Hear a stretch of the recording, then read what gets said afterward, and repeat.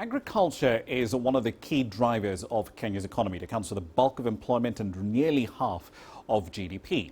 And the government has pegged food security as one of the key 4 sectors that will spur future economic growth. But in a country where smallholder farmers are driving the sector, one farmer's come up with some interesting ways of growing his agribusiness and widening his margins. CGTN's Peninah Karibe has that story on Grassroots tonight. Caleb Karuga meticulously tends to his chicks. He is a known journalist who quit his job in local television station for agribusiness. His love for farming began during his early years while growing up in a farm in rural Kenya. But he says his venture into poultry farming was initially not on his plans. I wanted to know the source of my food. So I didn't start poultry farming as a business per se, just for me to feed myself and my friends, my colleagues. But then demand crept in. Take to my colleagues and like, wow, we love the taste of those eggs. Where did you get them from? We love your chicken. Can you bring us more? So the orders are piling up. So somehow it morphed into a serious business. That was in 2010. With very limited knowledge of how to handle poultry, he lost many chickens, sometimes up to 20 in a single week. It took him 4 years to stabilize, years spent visiting other professional poultry farms and scouring the internet for every piece of information that could help improve his business. With time, Caleb discovered the magic of value addition. I realized that I was selling a seed. So if I sell an egg at, say, Kenya shillings, say 10 shillings, if I waited for 21 days, I could sell a chick at $1. And that makes a lot of sense. So where would I rather be? Sell an egg at a quarter or just $1? Rather go selling chicks.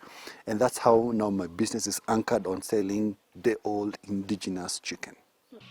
The hatching farm is located several kilometers away from the brooding farm.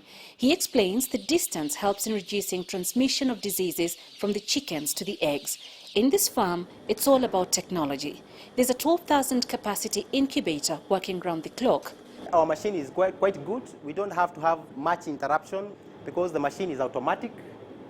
We have the machine set in such a way that whenever there is a variation in temperature, humidity, or maybe current flow, we have installed a trigger, that is a siren, that is going to tell us of when a problem has developed.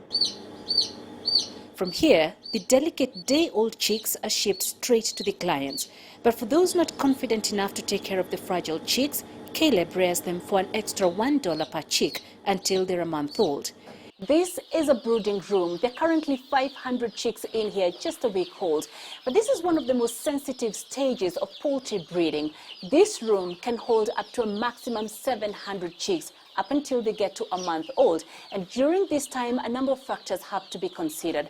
One of them is temperature. It has to be regulated from 37 degrees Celsius when they're just a week old and gradually lowered to 28 degrees Celsius by the time they get to a month old. There's also the issue of diseases, and to guard against that, they have to be vaccinated on a weekly basis.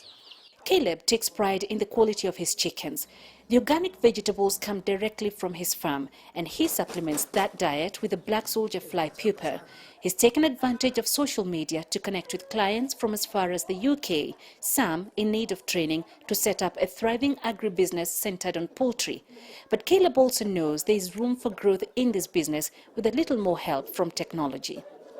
Well, if it's possible for us to have even cameras that are remotely censoring the temperature and the humidity, I don't have to come here every day.